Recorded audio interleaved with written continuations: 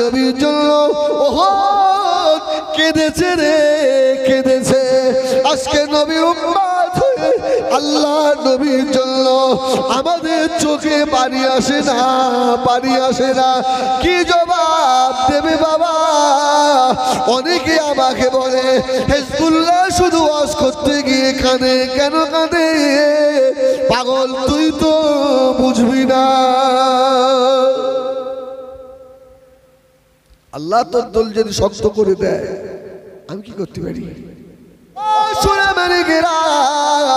2008-এ আমি নিজে গিয়ে দেখে এসেছি ওহদের যুদ্ধে আল্লাহ নবীর জানলার যখন শহীদ হয়েছিল, আল্লাহ নবী যখন জমিনের ওপরে পড়ে যাচ্ছিলেন, হযরতে জিবরাইল তাড়াতাড়ি এসে আল্লাহ নবীকে ধরে ফেললো। আল্লাহ নবী মাথাটা হেলিয়েছিলেন, যে পাহাড়ের পাথরে আল্লাহ নবীর মাথা লেগেছিল ওই পাথরটা গর্ত হয়ে গেছিল। জোরে বলুন সুবহানাল্লাহ। সঙ্গে সঙ্গে ওই জায়গার পাথরটাকে আল্লাহ নরম করে দিয়েছিলেন। এখন তো সৌদি সরকার সব আটকে দিচ্ছে, আর দেখার লাইন নেই। আমি ওই জন্য বলি যাদের আল্লাহ দুটো টাকা দিয়েছে তাড়াতাড়ি ঘুরে আসেন যদি কিছু এখনো দেখতে চান। এরপরে আর ঘোরার দিন কিছু পাবেন না। হয়তো কাবার ভিতরেও আর নামতে দেবে বলে আমার মনে হচ্ছে না। এখন তো অর্ধেক নামা বন্ধ করে দিচ্ছে, তাই তো নাকি? এখন ইহরামের কাপড় ছাড়া তো আর নামতে দিচ্ছে না। এরপরে বলবো একবার করবা আর ঢোকাই হয়। হ্যাঁ, আল্লাহু আকবার। এজন্য যদি টাকা থাকে তাড়াতাড়ি করে একবার ঘুরে দেখে এসো, এরপরে আরো শক্ত হয়ে যাবে। আমার ভাইজানেরা, সোনা মানিকেরা, নবী আমার দিন দুনিয়ার বাদশাহ জনাবে মুহাম্মদুর রাসূলুল্লাহ সাল্লাল্লাহু আলাইহি ওয়াসাল্লামকে আল্লাহ এত বড় নিয়ামতের হকদার করলেন। আল্লাহর নবী ওহদের পাহাড়ে মাথাঘাত করলেন, জায়গা গর্ত হয়ে গেছিল। আল্লাহ নবী যে জায়গায় শুয়েছিলেন ওহদের পাহাড়ে দুটো ভাগ আছে, ওই মাঝখানটায় ওটা আছে। আমরা দেখেছি বাবা আল্লাহ নবীর জন্য ওহদ কেঁদেছে রে কেঁদেছে। আজকে নবী উম্মত হয়ে আল্লাহ নবীর জন্য আমাদের চোখে পানি আসে না, পানি আসে না। কি জবাব দেবে বাবা? অনেকে আমাকে বলে হিজবুল্লাহ শুধু ওয়াজ করতে গিয়ে কাঁদে, কেন কাঁদে? পাগল তুই তো বুঝবি না। আল্লাহ তোর দল যদি শক্ত করে দেয় আমি কি করতে পারি? কাঁদতে কাঁদতে ঘুমিয়ে পড়েন। আল্লাহ নবীর দিদার হবে। একদিন, দুদিন, 5 দিন, 7 দিন, 10 দিন কাঁদেন, হয়ে যাবে বাবা। ও সোনা মানিকেরা, হাজী সাহেবদের বলে দি, মদিনায় গিয়ে যদি জ্বর হয় কোনো হাজির হয় না, হয় না, এবছর আমার জ্বর হয়েছিল, আমার জ্বর হয়নি। এবারে জ্বর হল তো প্রচন্ড জ্বর, জোহর করে এসছি, হেভি জ্বর এসছে। তো অনেক এত জ্বর, ওরা মাথা সব পানির পট্টি দিচ্ছে, হাত পা টিপছে। আর আমার মনে তখন আনন্দ হচ্ছে, অত জানে না রাসূলুল্লাহ বলেছেন মদিনায় যার জ্বর হবে এটা ভালো। সুবহানাল্লাহ বলেন। মদিনায় জ্বর হওয়া এই লক্ষণ ভালো, খারাপ নয়। এর ভিতরে আরো কিছু আছে মজা, সে মজার কথা তো আর এই সামনে বলা যাবে না, সেটা আমার ভিতরেই থাকবে, আপনাদের বলা যাবে না। আমার সোনা মানিকেরা, শুনে রেখে দাও, আল্লাহ নবী দিন দুনিয়ার বাদশাহ হাবিবুল্লাহ জনাবে মুহাম্মদুর রাসূলুল্লাহ সাল্লাল্লাহু আলাইহি ওয়াসাল্লাম মক্কা থেকে মদিনায় আল্লাহ নবী চলে গেলেন। হযরত আলী দাঁড়িয়ে রয়েছেন। হযরত আলীকে আল্লাহ নবী বললেন, ও বাবা আলী, শুনে রাখো বাবা, আমি রাসূলুল্লাহ মক্কা থেকে মদিনায় চলে এসেছি। মক্কার সেই পাথরগুলো যারা আমাকে সালাম দিত, আমি রাসূলুল্লাহ মদিনা থেকে মক্কার পাথরগুলোকে দেখি, আমার এখন কষ্ট হয়। হযরত আলী বললেন, ইয়া রাসূলুল্লাহ, ইয়া হাবিবাল্লাহ, কতদিন আগে দেখেছেন ওই পাথরগুলোকে আপনি চেনেন? আল্লাহ নবী বললেন, বাবা আলী, পাথরগুলোকে আমি চিনি, পাথরগুলো তার নবীকে চেনে। জড়জি এক তারিখায় আলী বলেন, আল্লাহ নবী গভীর রাত্রিরে আমার দরওয়াজায় গেলেন। অসুবিধা হচ্ছে আপনাদের? আর আর 8 ঘন্টা বলি, নারায়ে তাকবীর, নারায়ে তাকবীর, নারায়ে রিসালাত। বলেন ইয়া রাসূলুল্লাহ, নারায়ে রিসালাত, ইয়া রাসূলুল্লাহ। একদম 11টা 10-15 শেষ করে দেব। নবী আস্তে আস্তে গিয়ে আলীকে ডাকছে। আরে কোন আলী জানেন? সুবহানাল্লাহ বলেন। যে আলী নবীর উপরে এত ঈমান পাকা, এ তো আপনাদের জানার ভিতরে কিছু অজানা থাকে, থাকে না? রাসূলুল্লাহ যেদিন হিজরত করছেন, আলীকে বলল না, আলী তুমি আমার এখানে শো, আমার এই চাদর মুড়ি দিয়ে শো। আচ্ছা, আলী তো বুঝতে পারছিল যে রাসূলুল্লাহর জীবনের আশঙ্কা, রসুল পালিয়ে যাচ্ছেন, হ্যাঁ হিজরত করছেন, আমাকে রেখে যাচ্ছে, মানে আমারও জীবনের আশঙ্কা। আলী জানে না? হ্যাঁ, আল্লাহু আকবার। রিওয়ায়াতে এসেছে, আলী বলছে এটা আমার ঈমান। যখন সকালে আবু জাহেলের দলের লোকেরা আলীকে ধরে নিয়ে মারছে, বলছে তুমি তো জানো মুহাম্মদ এখানে থাকবে না, পালিয়ে যাচ্ছে, তোমার ভয় লাগেনি? আলী বলেছিলেন এটা আমার ঈমান। এখন যদি আজরাইলও আসে, আলীর জান নেবার ক্ষমতা নেই। জোরে বলুন সুবহানাল্লাহ। আমার নবী আমাকে বলে গেছে, আলী আমি চলে যাচ্ছি, আমার এই আমানতগুলো তোর কাছে রেখে গেলাম। সুবহানাল্লাহ, সুবহানাল্লাহ। মক্কার মানুষের আমানতগুলো রেখে গেলাম, দিয়ে দিবি। আর তাদের কাছ থেকে আমি রসুল আমার পক্ষ থেকে ক্ষমা চেয়ে দিবি। তারা আমার কাছে দিয়েছিল, আমি তাদের হাতে রাসূলুল্লাহ মিলিয়ে দিতে পারি। আলী বললেন আমার ঈমান ওই জায়গায় এত কঠিন, রাসূলুল্লাহ যখন আমানত দিতে বলে গেছে, তো তোমরা আমাকে যতই মারো আমাকে মেরে ফেলতে পারবে না, সব আজরাইলও মারতে পারবে না। কেন? আমার মুস্তাফা আমাকে বলে গেছে আলী তুমি এখানে থাকো। সুবহানাল্লাহ বলে। রাসূলুল্লাহ টুক টুক টুক টুক করে গিয়ে হযরত আলীকে আসতে, আলী, হযরত আলী রাদিয়াল্লাহু তাআলা আনহু, আল্লাহ নবী যে ডাকলেন, হযরত আলী দাঁড়ে উঠে বললেন, পাগলের মতো চলে এলো, লাব্বাইকা ইয়া রাসূলুল্লাহ, ইয়া হাবিবাল্লাহ, হুজুর কি বলছেন বলো। হযরত আলী চুপ করে দাঁড়িয়ে আল্লাহ নবী আলীর মুখের পানে তাকিয়ে, বাবা আলী আমার সঙ্গে একটু হবে নাকি বাবা? ইয়া রাসূলুল্লাহ, আলীর জান তো আলীর নয়, এটা আমার মুস্তাফা। সুবহানাল্লাহ। আলী আমার সঙ্গে চলো। হযরত আলী আল্লাহ নবী পিছনে পিছনে হাঁটতে লাগলেন। হযরত আলী বলেন, নবী আমার টুকটুক করে আগে হাঁটছেন। আল্লাহ নবী একবার ডাইনে তাকাচ্ছেন, ওয়া আলাইকুমুস সালাম। আল্লাহ নবী একবার বামে তাকাচ্ছেন, ওয়া আলাইকুমুস সালাম। আমি আলী অবাক হয়ে গেলাম, আল্লাহ নবীকে বলতে পারছি না, ইয়া রাসূলুল্লাহ, ইয়া হাবিবাল্লাহ, গাছপালা ছাড়া কিছু নাই। নবী গো, কার সালামের জবাব দিচ্ছেন? জোরে বলুন। কেউ তো নেই, কার সালামের জবাব দিচ্ছে? যখন গন্তব্যস্থলে পৌঁছে গেছে, আলী আমার রাসূলের সম্মুখে এসেছে, আলী কিছু বলবে? আর আমার রাসূল তো বুঝতে, আলী কিছু বলবে নাকি? হুজুর বেয়াদবি মাফ করেন, কাউকে তো রাস্তায় দেখিনি, কিন্তু আপনি সারা রাস্তা সালামের জবাব দিতে দিতে এলেন। সুবহানাল্লাহ, সুবহানাল্লাহ। ওয়া আলাইকুমুস সালাম, ওয়া আলাইকুমুস সালাম। আল্লাহ নবী ওই সময় বলেছিল, বাবা আলী শুনে রেখে দাও, বাবা আলী, আল্লাহ শুধু আমাকে মানুষের নবী করে না, উরসিলতু ইলাল খালকি কাফা। সুবহানাল্লাহ। আল্লাহ আমাকে গাছপালা, পশু পাখি, নদ নদী, সাগর মহাসাগরের নবী করেছে। আলী আমি রাসূলুল্লাহ যখন রাস্তা দিয়ে হেঁটে যাচ্ছিলাম, চতুর্পাশের গাছগুলো আমাকে সালাম দিচ্ছিল, আসসালাতু আসসালামু আলাইকা ইয়া রাসূলুল্লাহ, ইয়া হাবিবাল্লাহ। ও হযরত আলী, আমি নবী তাদের সালামের জবাব দিয়েছিলাম।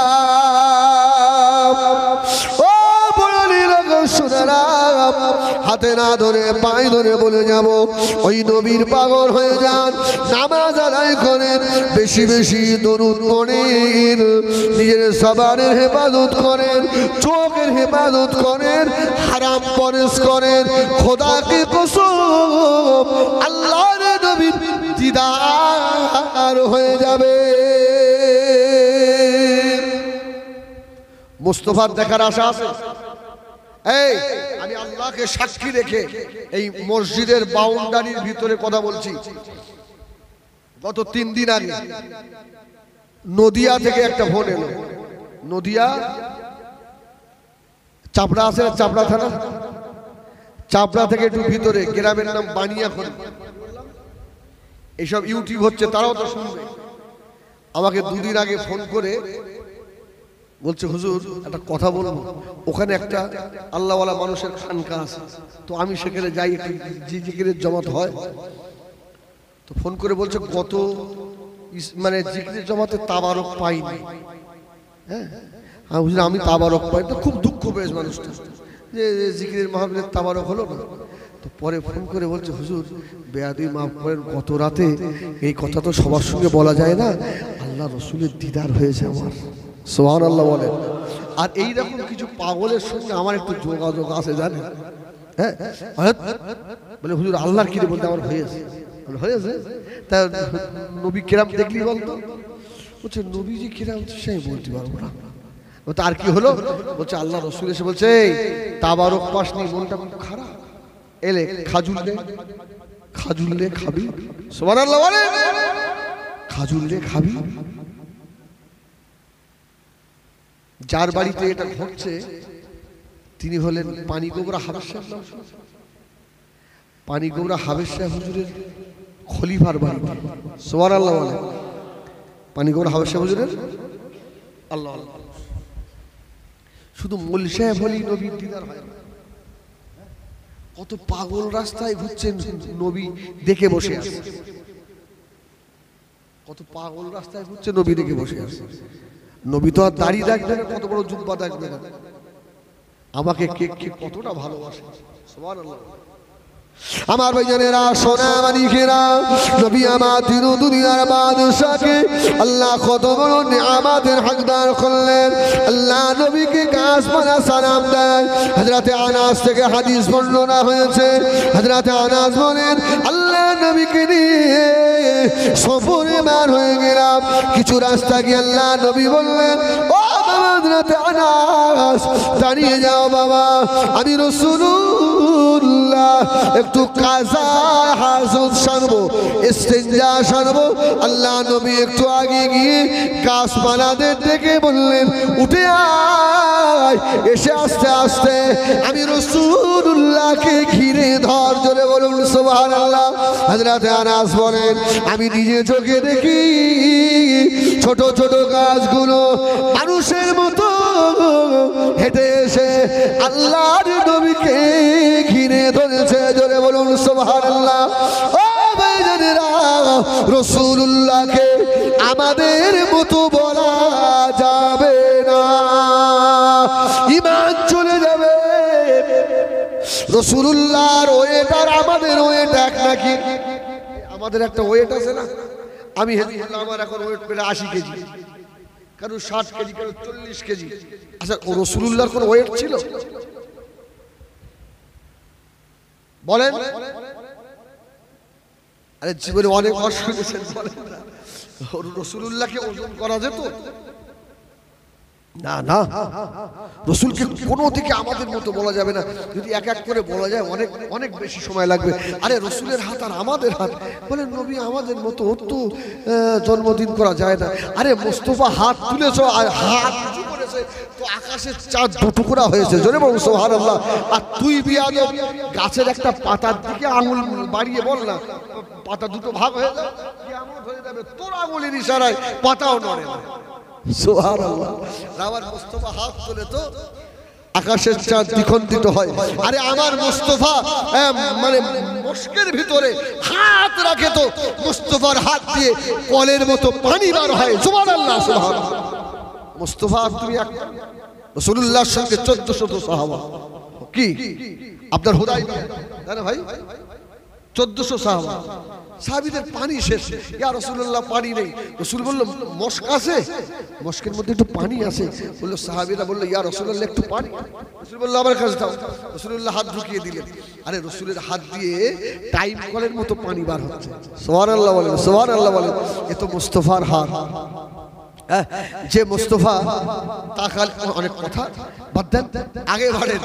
রাসূলকে কোনো দিকে আমাদের মতো বলা যাবে না। তো নবীর ওয়েট আর আমাদের ওয়েট, যেটা বলছিলাম, জিবরিল ফেরেশতাকে অন্য ফেরেশতারা বলছে যে নবীকে একবার ওজন করে দেখলে, সুবহানাল্লাহ বলে, রাসূলুল্লাহকে একবার ওয়েট করে দেখলে হয় না নবীর ওয়েট কতটা। জিবরিল বলল নবীর সঙ্গে আর কাউকে তুলনা করা যাবে না। অন্যান্য ফেরেশতারা বলল না, একবার দেখি না।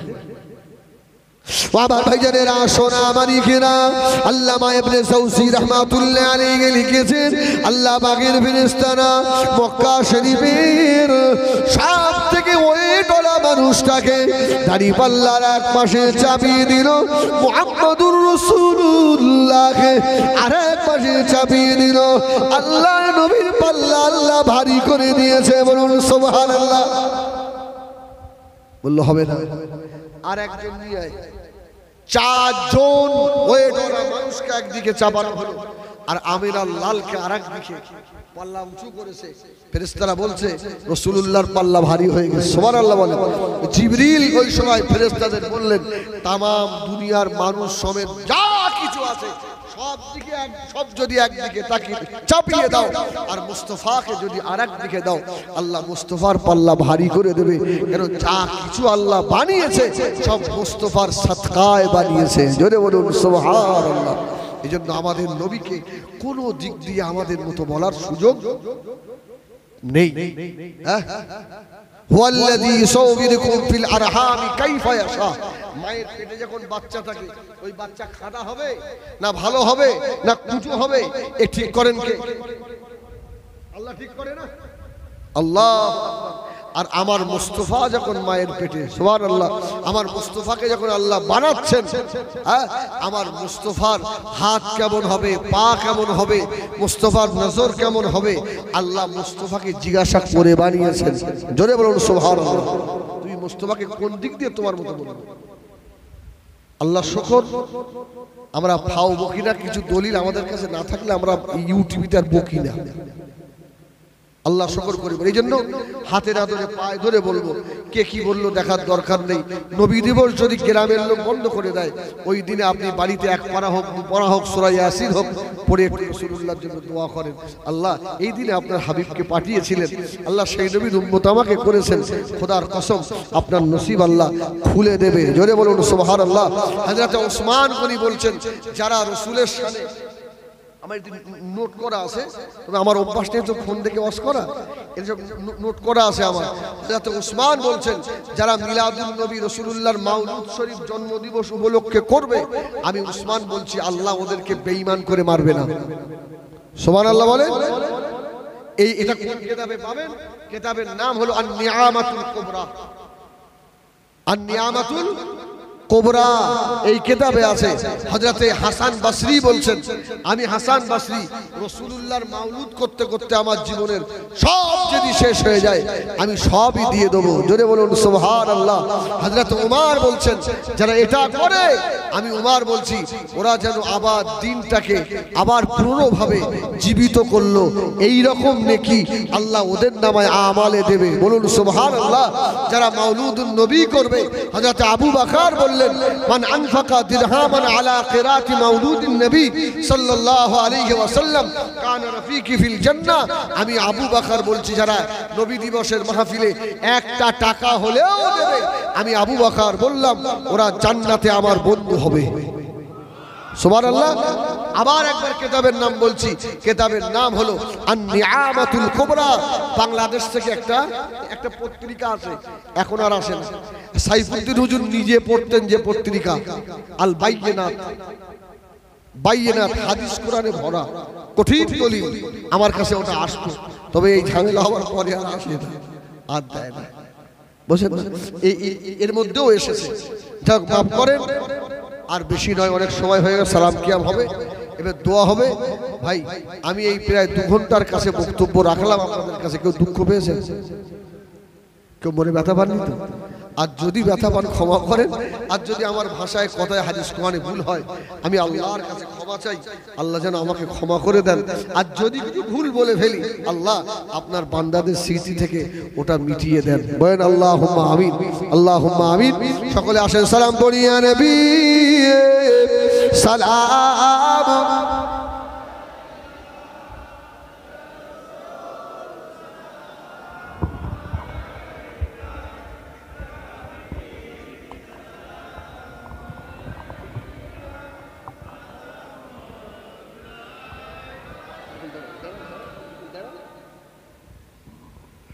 طلع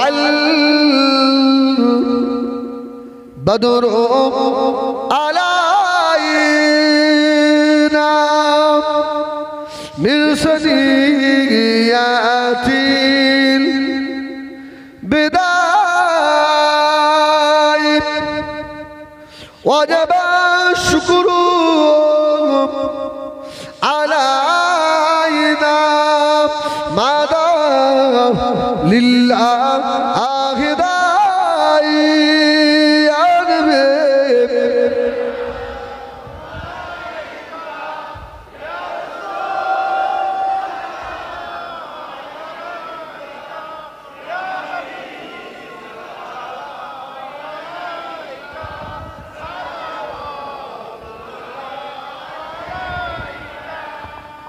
या नबी नामो ओ प्यारा,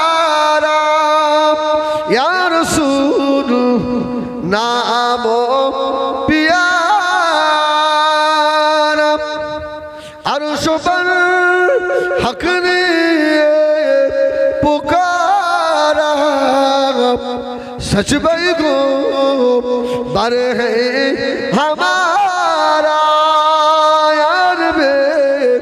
सलाम या रसूल सलाम।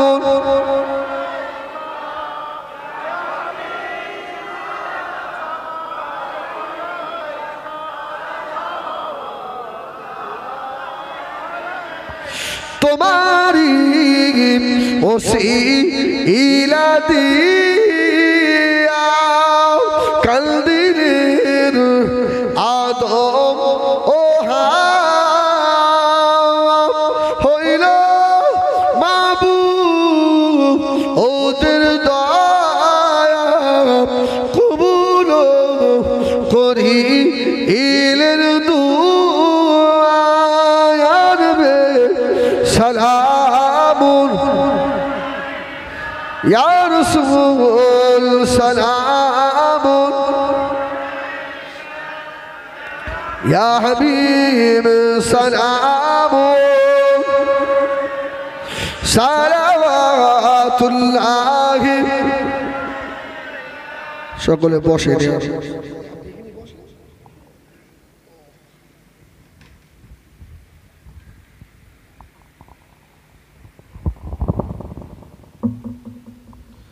بلغ العلا بكماله كشف الدجى بجماله حسنت جميع خصاله صلوا عليه وآله اللهم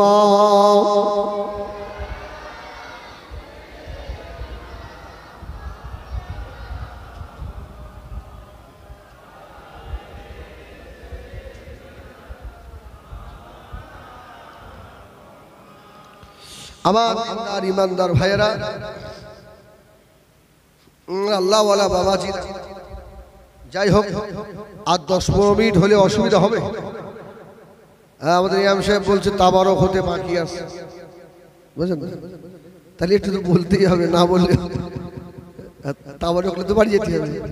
হ্যাঁ, আবার অনেক কমিটি এমন আছে কি জানেন, এসে মিথ্যে কথা বলে। আপনারা বলবেন না তাবারক হয়ে গেছে, হুজুরকে বল না 1 ঘন্টা বলতে বল, তাবারক হয়নি, নামার পরে বলছে না বললি তো আপনি তো লস করবেন না। কি হয়? আলহামদুলিল্লাহ, আল্লাহ মাফ করেন। শোনেন, আমি বিভিন্ন দিক দিয়ে এই জন্য বললাম, আমি এসে থেকে শুনছি আমার ইমাম সাহেব ভাই রসুল পাকের মাউলুদ শরীফের অন করা হয়ে গেছে। কি আবার যদি সেই দিকে যাই একই পথ ধরেছে। আমার ভাইয়েরা, আলহামদুলিল্লাহ, বিশ্ব নবী সাল্লাল্লাহু আলাইহি সাল্লামের শান মান মর্তবা বর্ণনা করে শেষ করতে পারবে কেউ? লা ইউমকিনু সানাউ কামা কানা হাক্কাহু, শেষ করতে পারবে না। রাসূল পাক সাল্লাল্লাহু আলাইহি ওয়াসাল্লাম হুজুর একদিন সাহাবীদের বললেন, সাহাবীরা, আনা যাবিহাইনি, আমি দুই কুরবানিওয়ালার বেটা। জোরে বলুন সুবহানাল্লাহ। আমি দুই কুরবানিওয়ালার বেটা। সাহাবীরা বললেন, ইয়া রাসূলুল্লাহ, তা কি করে হয়? রাসূল বললেন, ইব্রাহিম আর ইসমাইলের বংশ থেকে আল্লাহ আমাকে পাঠিয়েছে। সুবহানাল্লাহ।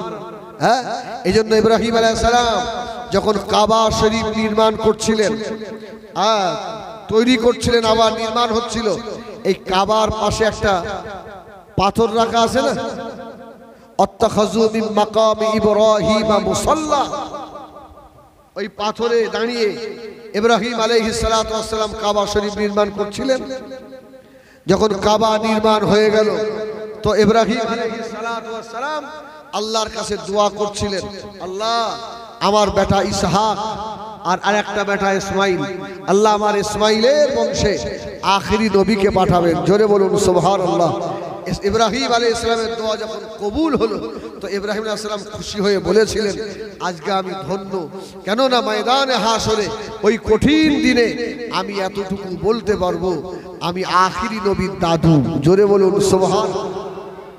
আমি আখেরি নবীর দাদু, আমার বংশে, আমার বেটার বংশ থেকে আল্লাহ আখেরি রসুলকে পাঠিয়েছে। জোরে বলুন সুবহানাল্লাহ।